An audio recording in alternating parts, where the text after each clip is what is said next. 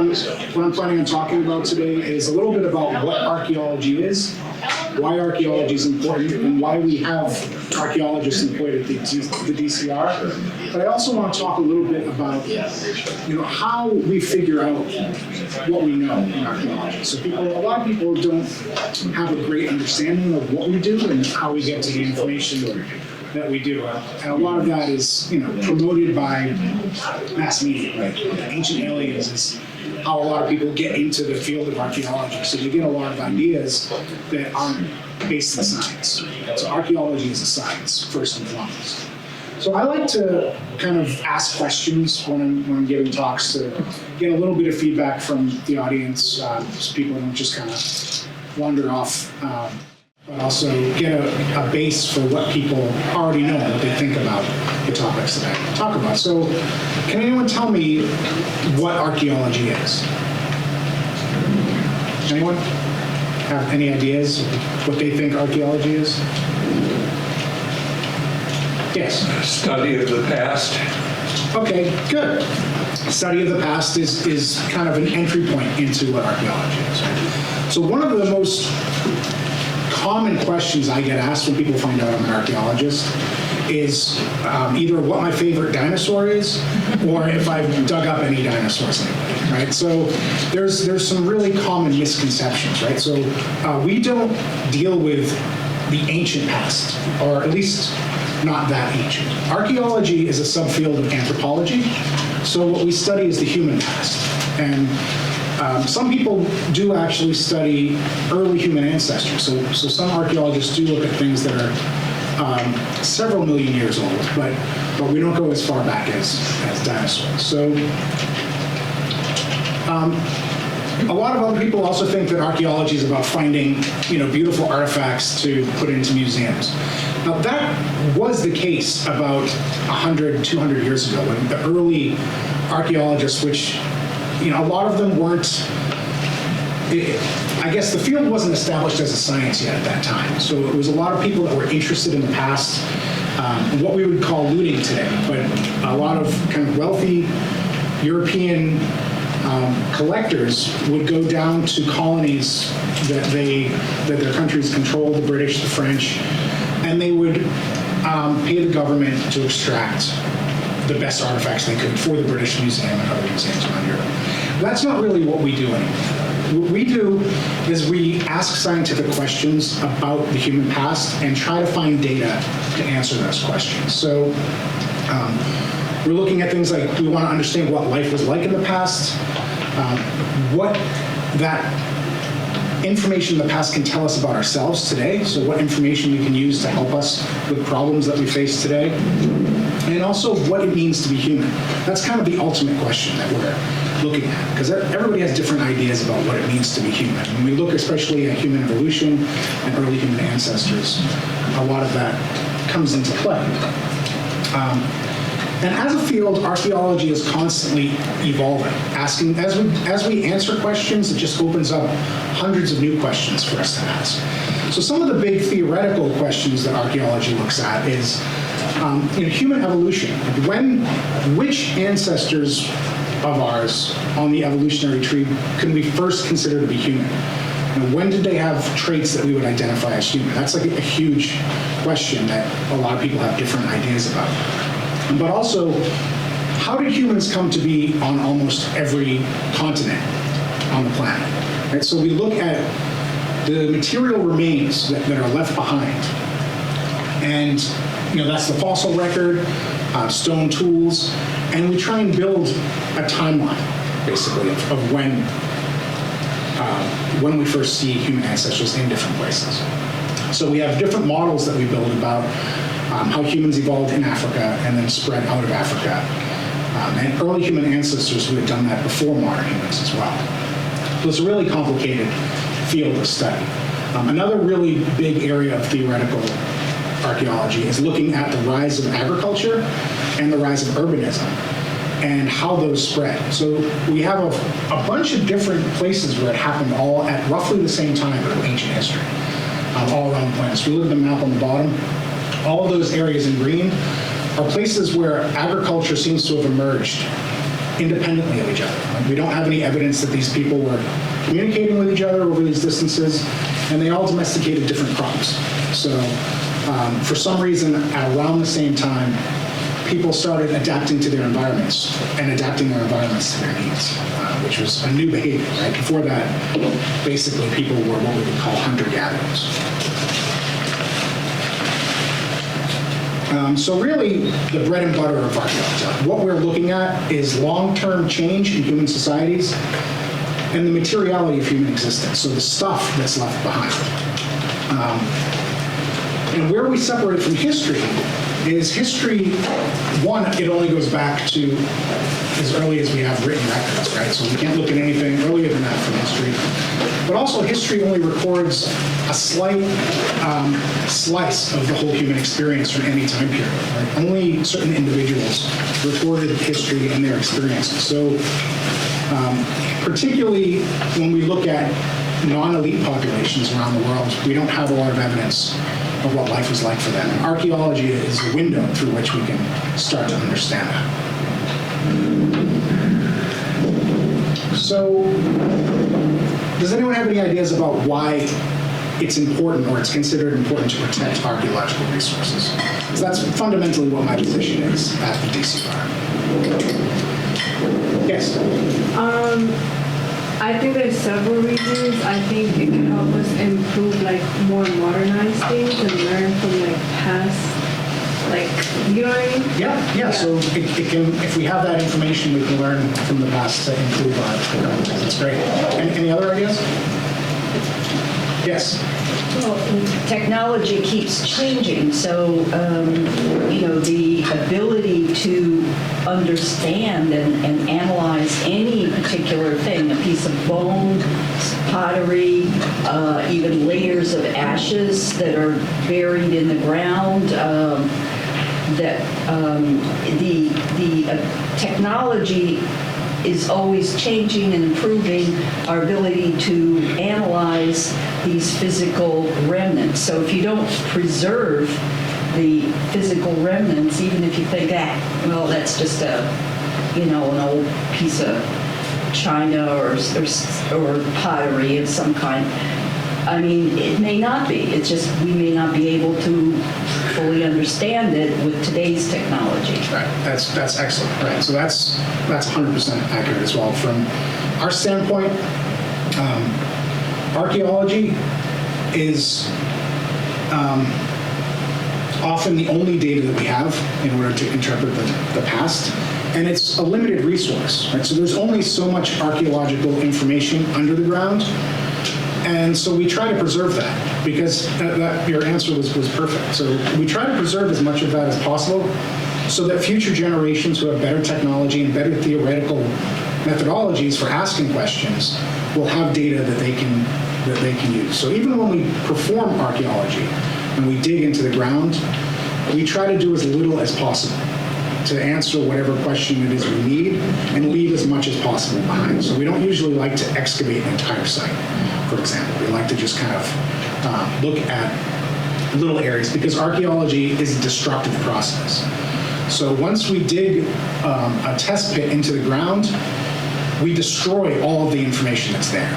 Right? All of the archaeological information is destroyed in that spot. So we have to take very careful notes and record things as carefully as possible, because it's not reproducible. Once it's destroyed, it's gone. And because of that understanding, there's a number of laws that have been passed on both the federal and state level that protect archaeological resources. And the state laws basically mirror the federal laws. And the federal law is the Historic Preservation Act of 1966.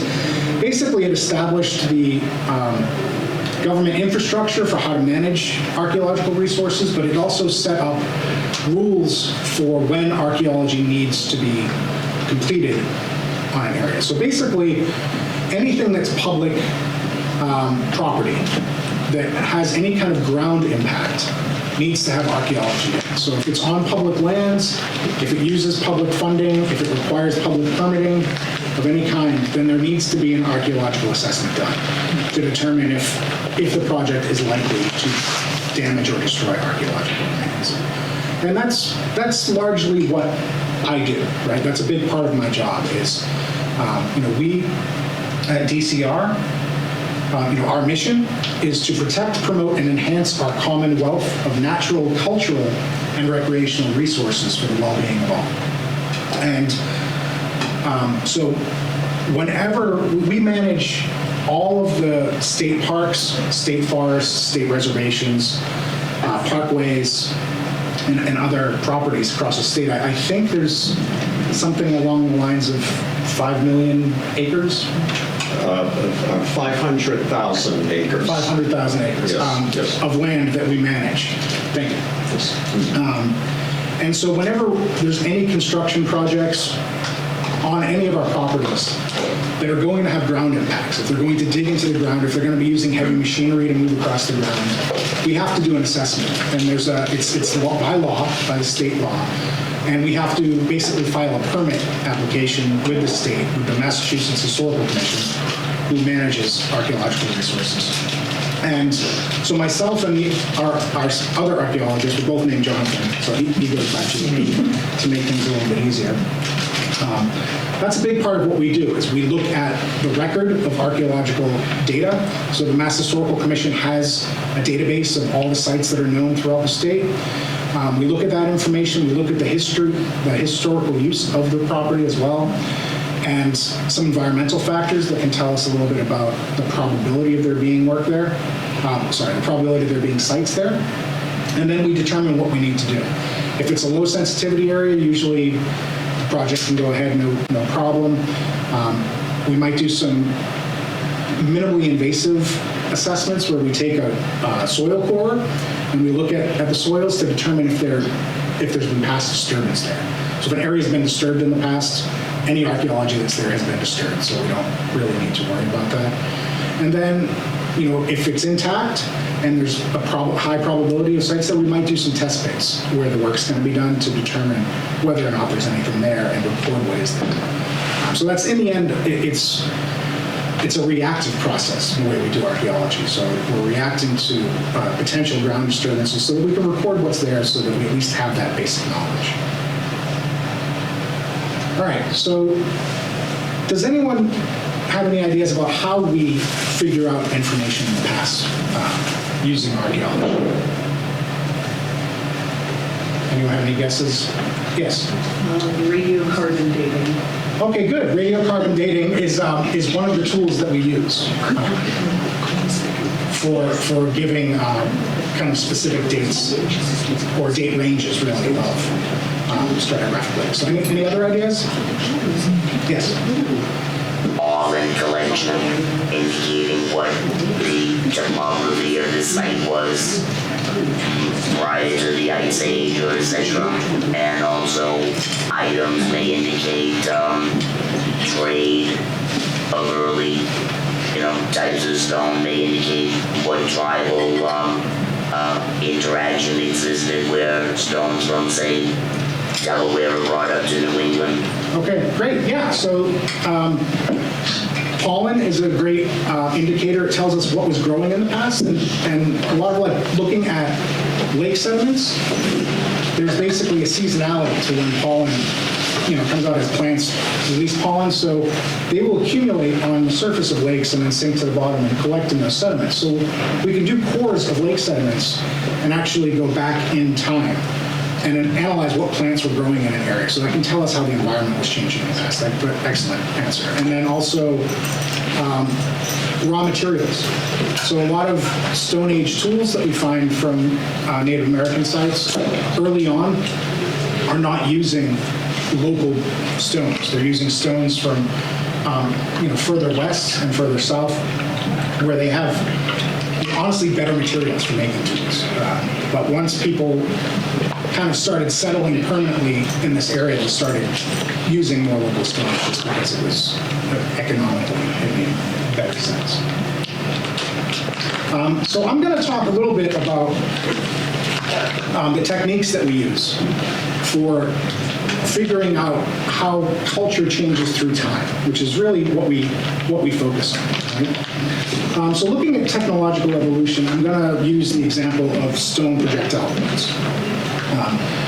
So, there seems to be a kind of big technological jump when you're looking at something like a spear versus a bow and arrow, right? It's a completely different way of thinking about generating force to throw that weapon, basically, whenever you're hunting. And a bow and arrow greatly magnifies the force, even with a smaller projectile. But there is an intermediary technology, right? So before the development of bow and arrows, there was this tool called an atlatl, which is basically a dart thrower, and it's kind of depicted in this drawing here. But basically, what it did was it allowed a magnification of the force. So again, the projectile points become a little bit smaller, and basically what the atlatl does is it adds an extra joint to your arm. So if you think about, being able to throw a spear like this, all of your force is being generated from this one joint. The atlatl adds an extra hinge, so it magnifies the force. And they've actually done studies with these where they can throw much, much further and much more accurately and with much more force than the human arm alone. There's actually people who have competitions in these today. They'll try and hit targets at a distance. So I'm going to talk a little bit about how we figure. Yes. Dot point, an easy way for a contemporary mind to understand it is like highlight. Because what you're using is that extended cup, and the projectile can go up to 120 miles an hour, Okay. of the rubber ball. Yeah, excellent. So a good analogy for that would be the sport of highlight, where that extended cup magnifies the force of the thrown ball, so it gets higher speed. Very good analogy.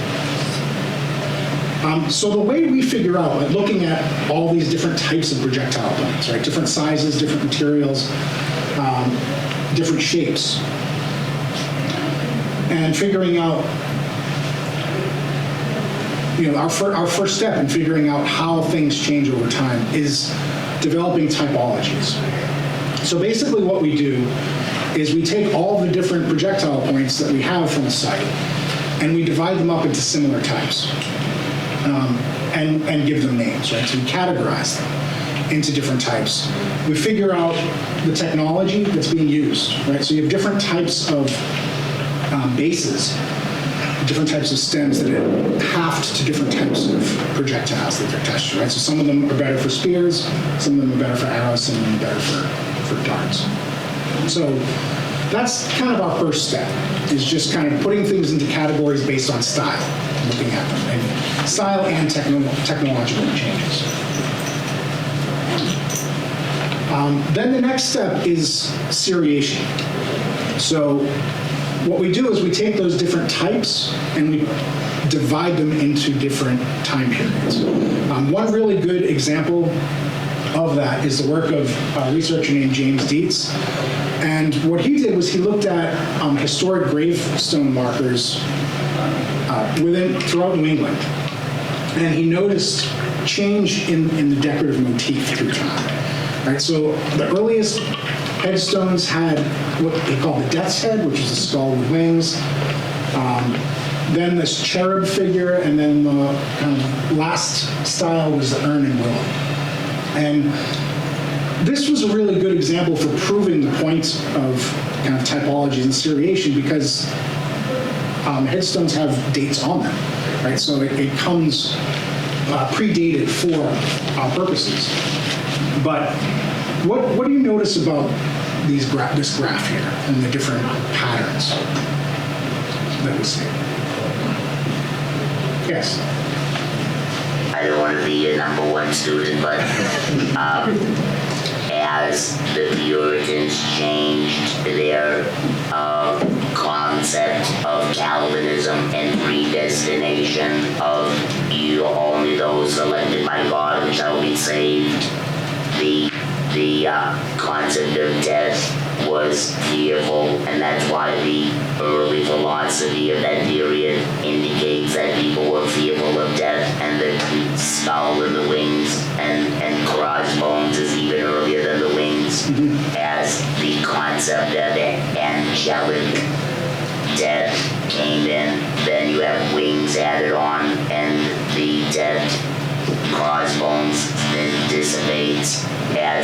velocity of the early Puritans become Congregationalists. It indicates the velocity has changed, and now you have a concept of cherub. And then slowly, as they become a much more loose concept of religious ideas, it becomes the idea of a urn as a symbol of transformation, and the willow as a sign of peaceful wind blowing through. And then that becomes the new idea of death as passing on to a new realm. Right. Okay, excellent. Yeah, so definitely the stylistic changes through time, it informs us about past views of death, right? And how people saw death and the symbols that they used. But what I'm looking for is something a little simpler than that, just kind of looking at the shapes of the graph itself, not the designs.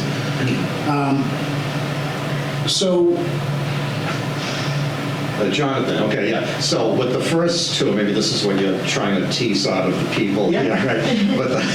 But the first two, they started off large, right? And then it looks like they started shrinking, okay? But with the last one, Urn and Willow, started off small, but then grew, like the reverse of the first two.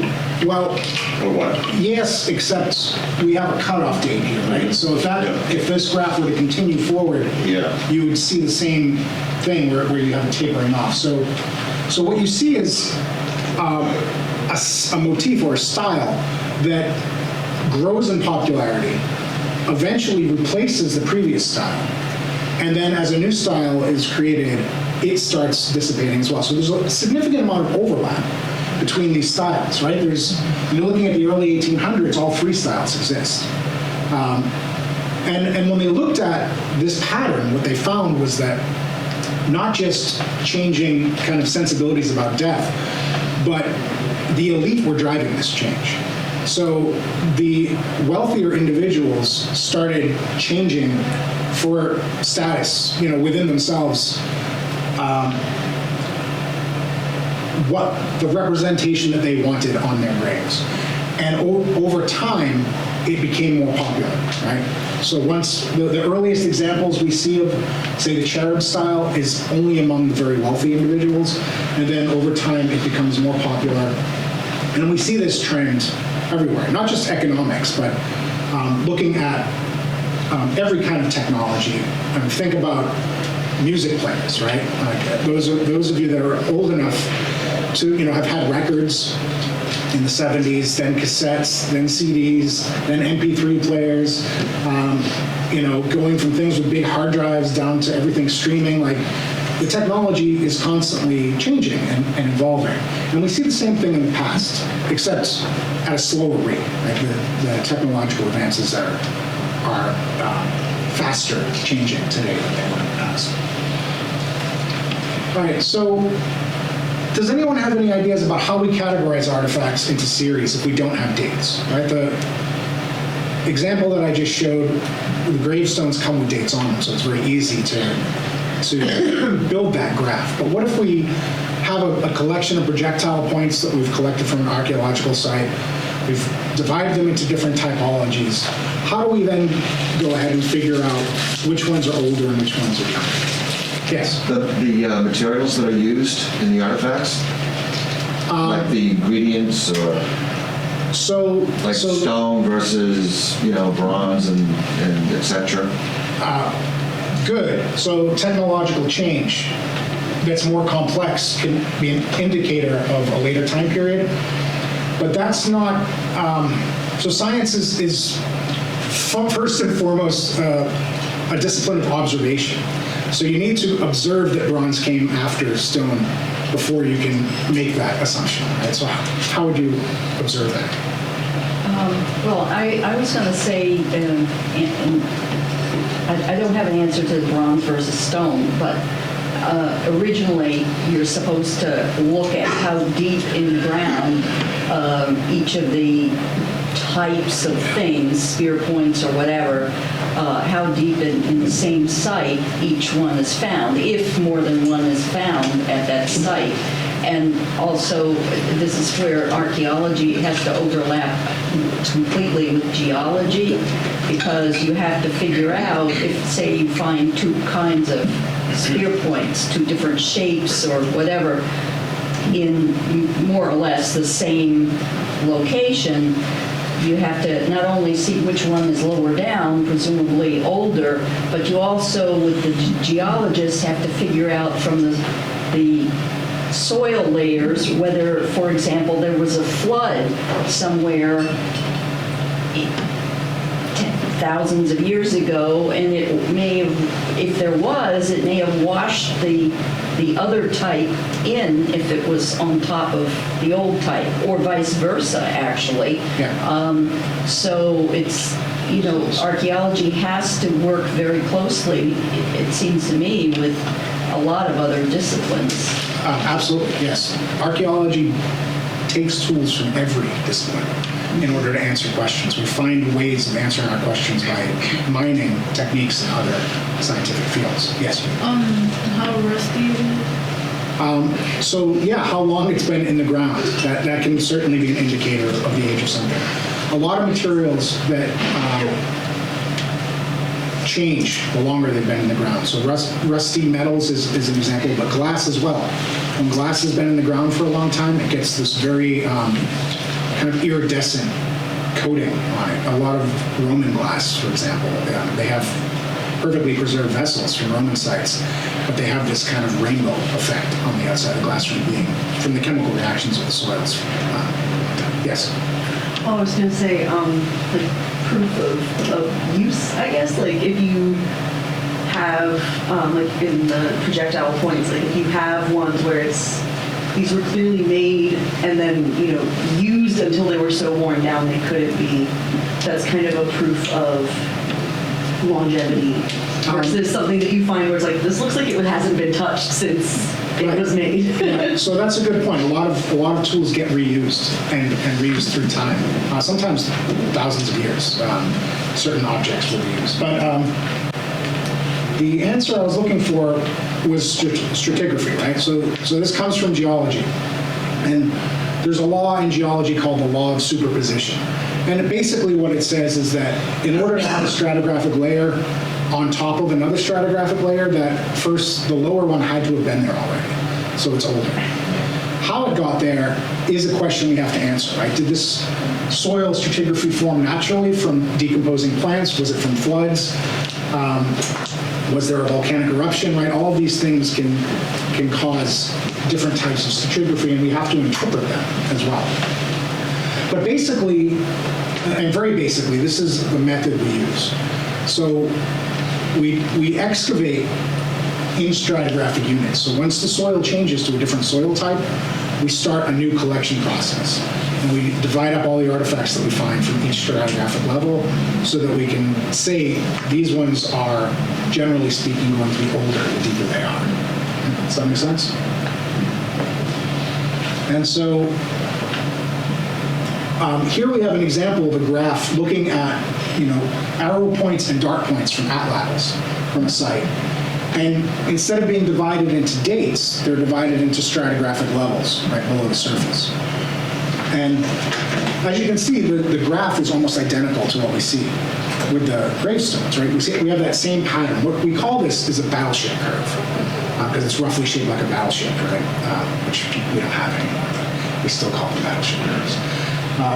So what you see is that the dart points, once arrows are adopted and start being used, you see dart points starting to taper off, there's an overlap, and then eventually they're completely replaced by arrows.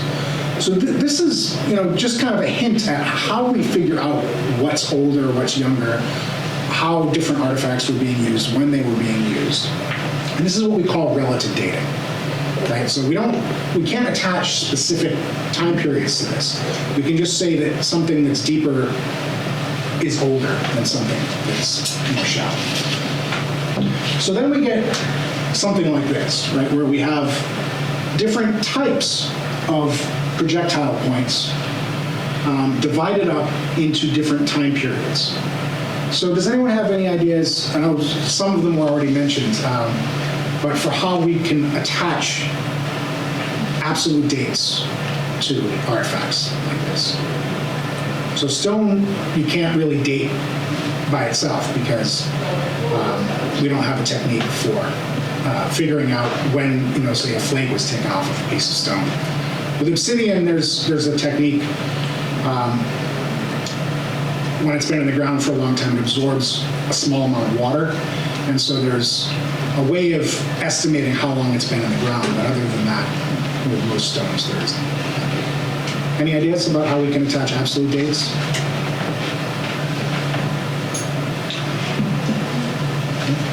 Well, the most kind of popular method was mentioned, which is radiocarbon dating. And so if in any of those stratigraphic layers we were to find charcoal or burned wood, we can send that to a lab for radiocarbon dating. And so anything that's associated with that stratigraphic layer, we can say is going to fall between the date ranges that we get. But there's other techniques we can use as well, right? So if we have architecture on a site that has wood, we can do tree ring analysis.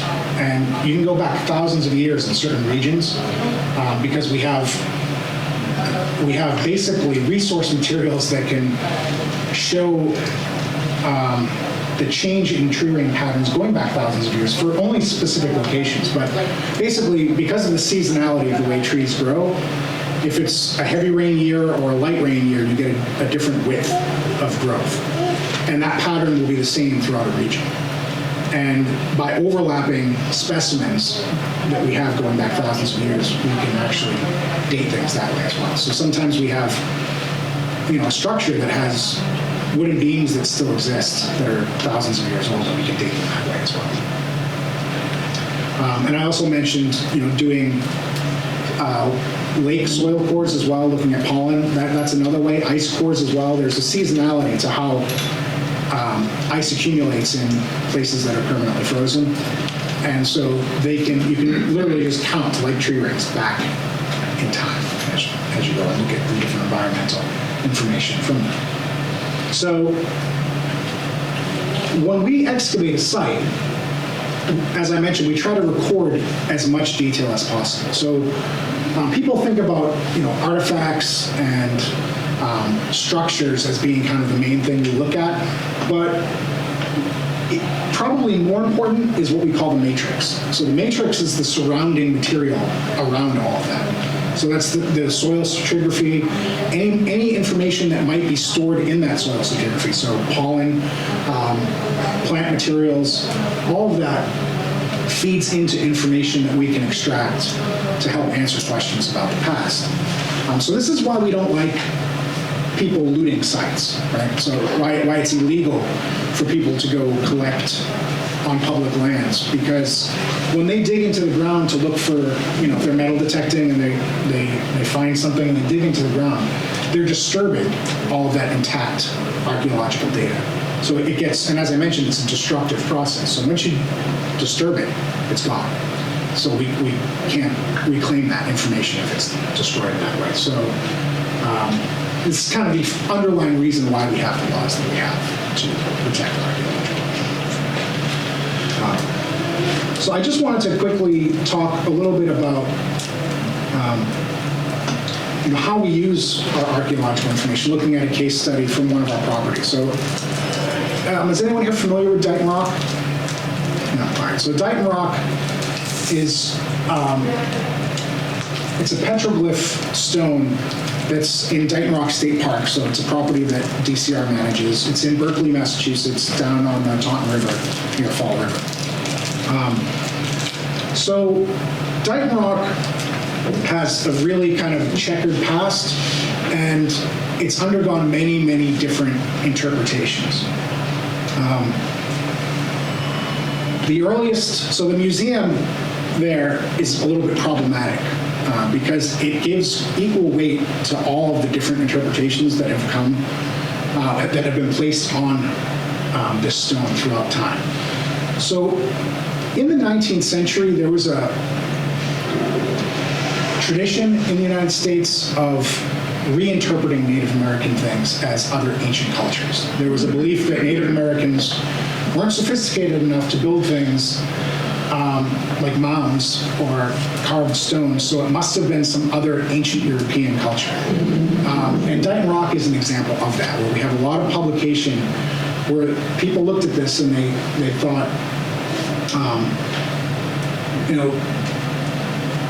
some people thought it was the Phoenicians, some people thought it was Norse, and most popularly in the 1920s, I believe it was, there was a Brown professor of psychology, I believe, named De La Barre, who owned the property around there at the time, and he was kind of an amateur archaeologist. And he looked at this and he saw things that nobody else had ever seen before. And he decided that the markings were from a Portuguese explorer who went missing in the 1500s, I believe, Miguel Corto Real. And that he must have sailed up the Taunton River and marked this stone. So this is kind of his interpretation, and it became a big political thing. So in that area, there's a large Portuguese population, so people really like that idea. And this is a drawing of a monument that was actually exchanged with the Portuguese government at the time. So it was kind of a big deal. And that was kind of the final word on it, in the 20s. And, it must be said that the earliest Europeans that saw this stone, people like George Washington came and saw this stone. They all interpreted it as Native American. Nobody had any wacky ideas at that time. It was just, this is a Native American stone. So one of the projects I'm working on right now is trying to kind of cast the spotlight on Dighton Rock and its poor history of interpretation and bring a Native American voice into that interpretation, which is something we've never had. So looking at the archaeology and what archaeology can tell us about Dighton Rock, the first question is, did Native Americans in New England make petroglyphs? And the answer is yes. We have plenty of examples around the region. There's some in Maine, some in Vermont. Some of them are different stylistically. So the Bellows Falls ones all have these humanoid faces, very simplified. Some of them with horns or antlers attached. But unfortunately, the Bellows Falls ones also are damaged. Right? So they were being eroded. They're right on a cliff face over a river. And in an attempt to preserve them, I forget what decade it was, but a local group hired a stone worker to go in and re-etch them. So the original ones are basically gone. That's why they look the way they do now. It's like deeply cut. But there's another site in Vermont, Brattleboro, again, where we have these animal figurines. This one as well, you can't see anymore because the dam was built and it's now submerged. And then on the coast in, I don't know the pronunciation, but Machiasport, Maine, coastal area, or Machiasport, there's a series there as well. And both the ones from Brattleboro and Machiasport are stylistically the same. It's the same artistic tradition as what we see in Dighton Rock. And there's also similar cultural practices, right? So they have a combination of human and animal figurines, or figures being shown, sorry, not figurines.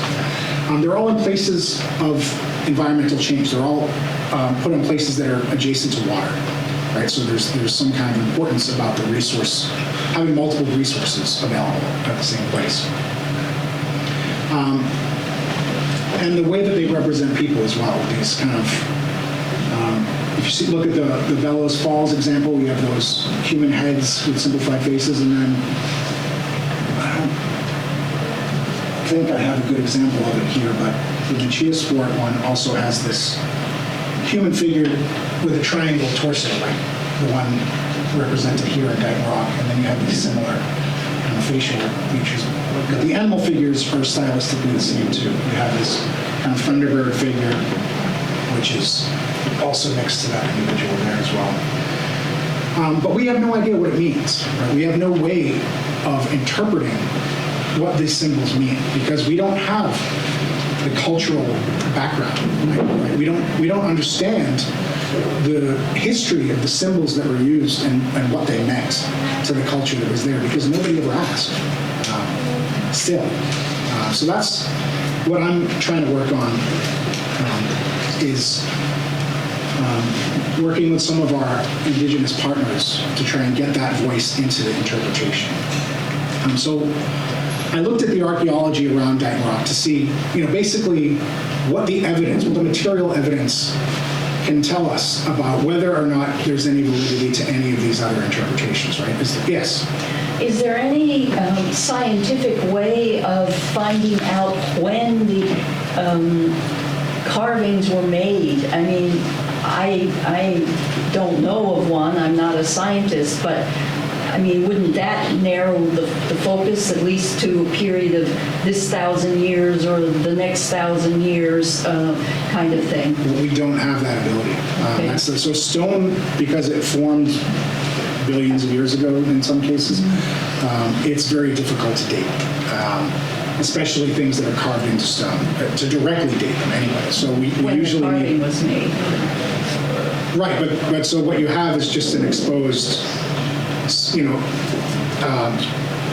surface of the rock, and we don't currently have a technique for that type of dating.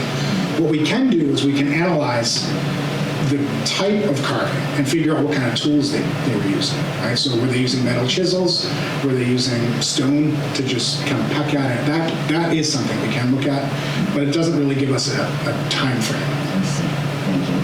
Other than probably before European contact, right? If they're not using metal tools. So looking at the archaeology within a one square mile area, or one mile radius, there's 28 prehistoric sites that are known. 6 villages, 3 campsites, over 14,000 projectile points have been collected from this area. And it's, all of these sites cover a huge time period. Right? So from the Middle Archaic to the Woodland periods, which stretch from about 8,000 BP to 400 BP. But there were still people living here at the contact period as well. So basically we have 10,000 years of Native American occupation at this area, in this site. So this area right along the Taunton River was extremely important. It was like the major highway for indigenous people at the time. It's a major transportation route, and it has lots and lots of natural resources available in the area.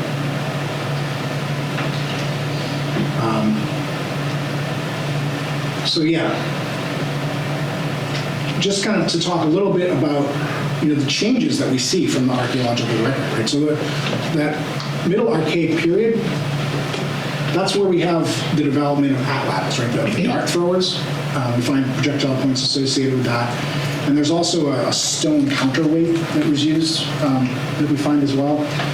But also, we find this kind of not processing pits at the site. So the people are starting to, prior to this, basically, people were mostly hunter-gatherers. At this time period, people start becoming a little bit more sedentary. They have seasonal camps, and they're leaving things behind. So like these nut processing pits with grinding stones, that's something that they come back to every season to use. Excuse me, what does BP stand for? Before present. Before 2024? I mean, that gets very confusing. It's not, so it's a scientific term that we use based out of radiocarbon dating, and the present that it's referring to is in the 1950s. I forget the exact year, but it's in the 1950s. Because it has to do with the radioactive decay of carbon isotopes, and that's kind of the dating convention.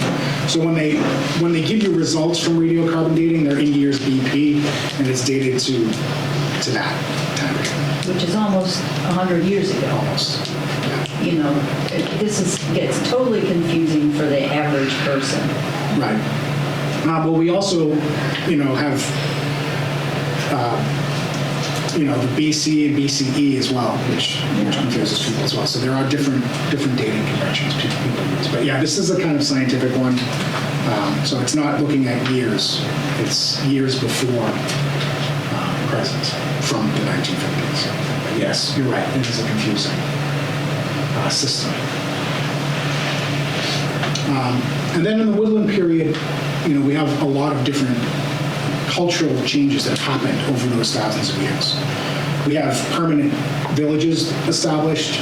We have agriculture. People are farming plants instead of just collecting and using what's available.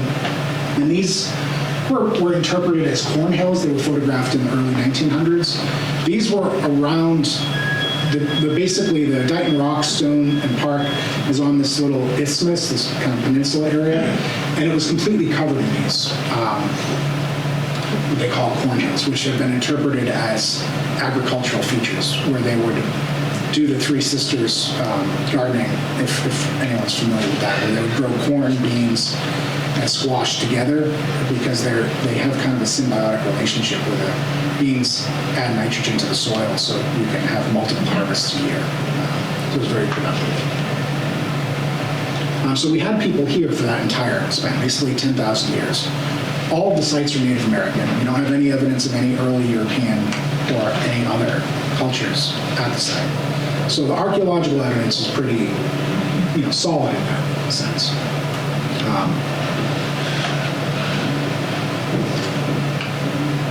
So just kind of reiterating what I already said, we don't have any evidence to support any of the other interpretations of, so and when you tie that in with the other petroglyph sites around New England, it's pretty solidly a local Native American artistic style that's represented there.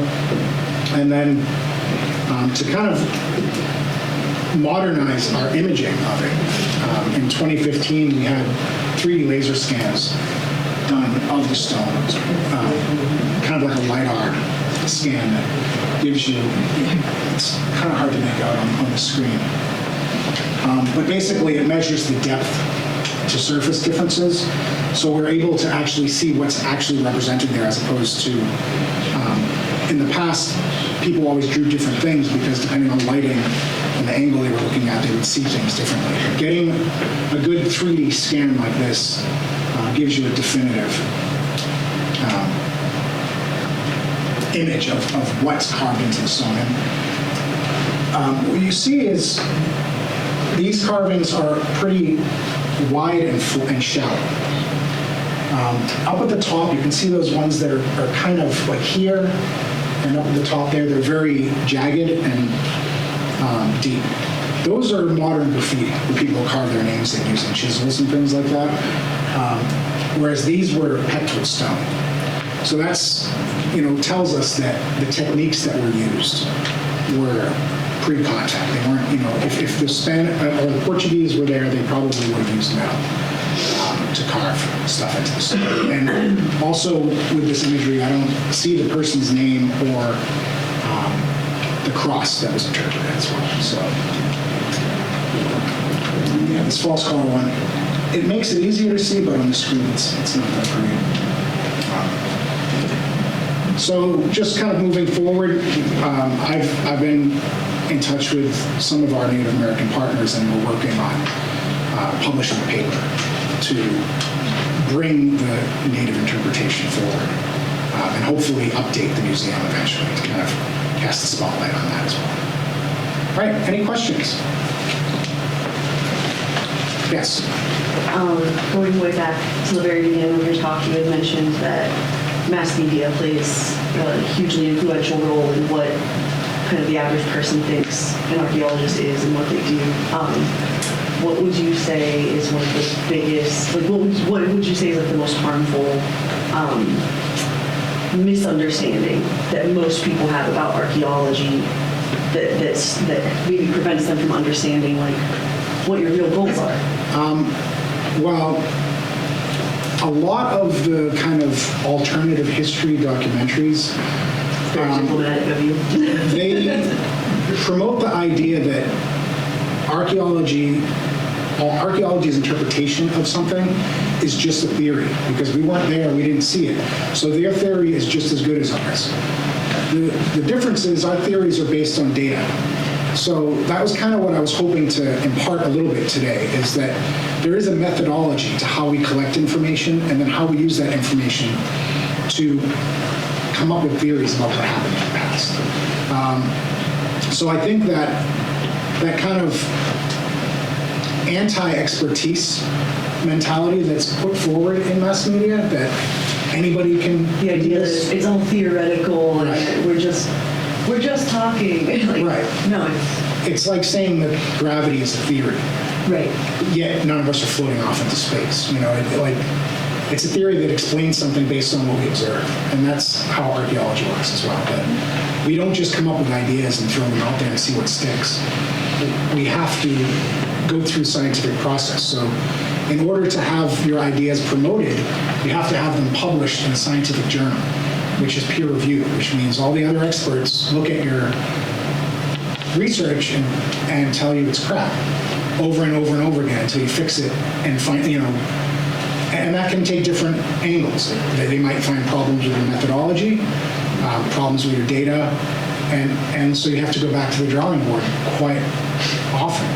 And the other thing is science is self-correcting, right? So we make mistakes, we find new information, we adopt that information, and it improves our understanding. And that's not something that is promoted in ancient aliens or other Right. similar ideas. Yes. Hollywood's interpretation and exaggeration of everything. Blockbuster mentality. If it isn't blowing up and destroyed and volcano popping up in the middle of a non-volcanic area, it doesn't sell. But not only is archaeology affected, but anthropology. That series of that wizard little kid in England. I forget what the name of it is. That series. Yeah, that is the most destructive concept against anthropological and cultural development and civilization, because it matches periods that have nothing to do with each other, cultures that are totally independent of each other, and it has created a generation thinking that this is what archaeology or anthropology is, and it's so... I think that I've had a lot of conversations with colleagues and friends about these problems, and I think there needs to be kind of an old-fashioned categorization system like libraries have, right? Where these things are clearly labeled as fiction, right? That you're not supposed to be getting factual information from them, and they're not, right? So like the History Channel used to be great. It used to have a lot of great historical documentaries, but it became more profitable for them to put on a lot of garbage, I don't want to call it garbage because it's entertainment, but it's not presented as entertainment. It's presented as a possible past, to be interpreted, but with no actual evidence, no tangible evidence. I would love to find a spaceship. It's just the data isn't there. We don't have any evidence of that type of thing. So that whole series of Ancient Aliens is based out of a book by Eric von Daniken called Chariots of the Gods, which was like a hypothetical. It was like, well, maybe the gods in ancient cultures were actually aliens that came and visited. And what if, And people have taken that concept and turned it into its own little industry. Sorry, I have one more question. What's your, what will be like your dream archaeology site? All the places in the world, if someone was going to give you, if the CEO of New Balance came over and said, here, I want to fund a dig, where would you go? I have kind of an interesting past, so I've worked in Peru, Guatemala, Spain. The place I haven't been that I would love to be is in Mesopotamia. So I was supposed to go work in in Syria the year that the Civil War broke out. So it fell through. But I've always loved that area, that time period. My expertise is actually Mesoamerican. So Okay, cool. I'm a Mayanist by trade. But yes, I would definitely go to Mesopotamia if given Yeah, free rein. right. Yes. I have a similar question. If you could go back in time to see any historical event, what would it be? That's a tough one. Mine would be the construction of the pyramids. Construction of the pyramids. I don't have a good answer for that myself. I have lots of different interests, so I can't pick just one thing. But yeah, the construction of the pyramids would be a very interesting one. Just over here first. In Massachusetts, because I work for DCR, which is only in Massachusetts, what is perhaps the most interesting or most to you, or let's say a site or an issue that requires or really should have a lot more attention and archaeological work done on it? I mean, in the entire state. I mean, I'm sure it's hard to pick. I'm sure there are many that deserve that. But if you had to name one or two priorities, what would you say? We need to do a much better job of messaging the Native American history. That's kind of, to me, the most important thing that we're missing. There's been way too much focus on kind of the European colonization history, and the Native presence has been, in many ways, kind of pushed under the rug for decades. So I think moving forward that we need to amplify that with Native partners. So it's not us talking about them. They should be talking about themselves. And that's kind of where we're hoping to go moving forward. We're trying. Yes. Are you able to take what you're learning from the past and able to predict some of the future, like when it pertains to, say, climate change? Yeah. Honestly, when I was in graduate school, when I was working in Mesoamerica, that was a huge area of study. That the focus in the collapse of Mesoamerican societies and how climate change played a role there. Right? So they went through periods of drought that impacted their civilization in such a way where people chose to leave. Right? Warfare increased as resources became scarce, and people just started abandoning the centers of their civilization. So at the same time, you see the collapse of the population in what was the main hub. Coastal areas start becoming bigger. So there's a change, and people are just moving. Right? It's not like they're disappearing. They're moving to other places where they have presumably less conflict and better access to resources. So I predict we're going to see lots of people moving with climate change, yes. Yeah. Can you describe your department's study of underwater archaeology that's going on? You know, older sites that exist in areas that now have been submerged centuries ago. Yeah, I don't have any information on that. We work, though, with the Bureau of Underwater Archaeology. My colleague is actually on the board, but I don't have anything to do with that, so I'm not knowledgeable on that, unfortunately. Jonathan, yes, maybe, I know sometimes students will ask, and they're trying to select, their college major for the bachelor's degree, and they'll talk about anthropology and archaeology, and, what's what? Which one should I go into? Can you briefly explain the difference, like as far as a college major, anthropology versus archaeology? Sure. So in the United States, it's different in Europe, but in the United States, anthropology is the overarching field, and it's divided into 4 subfields. And so those 4 subfields are archaeology, and so archaeology is a subfield of anthropology. Cultural anthropology, linguistic anthropology, And it has a few different names, but physical anthropology, which is what I learned it as. So physical anthropology would be studying bones, largely. So looking at either ancient human remains and human evolution or animals that people were using. Linguistic anthropology looks at the evolution of languages through time. It's actually a really interesting field as well. And then, cultural anthropology looks at people and focus more on current living groups and how they live and how their culture is different and are different from each other. And archaeology, we use all of those, but we're looking specifically at past human behavior. So there's a lot of overlap, but if you go into college to study anthropology, usually you will get a taste of all four of those, right? So it's a four-field field, right? It's divided into four subfields. And for getting into archaeology, if anyone's interested in that,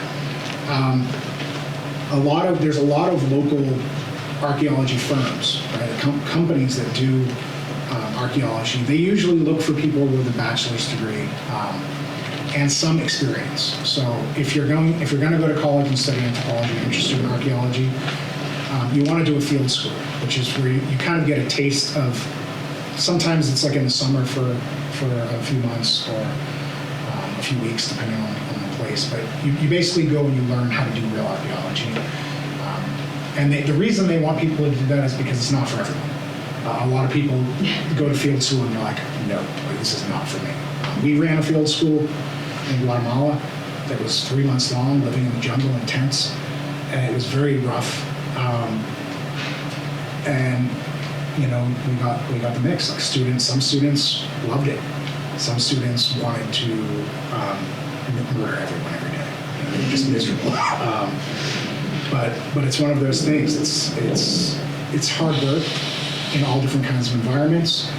It's very interesting work though, and if you like being outside, it's certainly a fun field. And if you like history, yes. Did you raise your hand? Oh, sorry. All right. So I have some artifacts up here if anyone's interested in taking a look. They're from the Boston Harbor Islands, mostly from Castle Island, because I sometimes go and do a weekend table there where I'll set up some artifacts where I'll give them tours and people can check out some of the stuff that we found. So these are mostly artifacts that have been found by DCR doing digs at the site whenever they're doing any kind of projects there. Some of them are from tree planting projects, some of them are from interpretive signs that were put in, and some of them are from the Korean War Memorial. Right? So we went in and did archaeology for each of those projects and found a bunch of different things from different time periods. So, I think that's it for me. All right, thanks, Joe.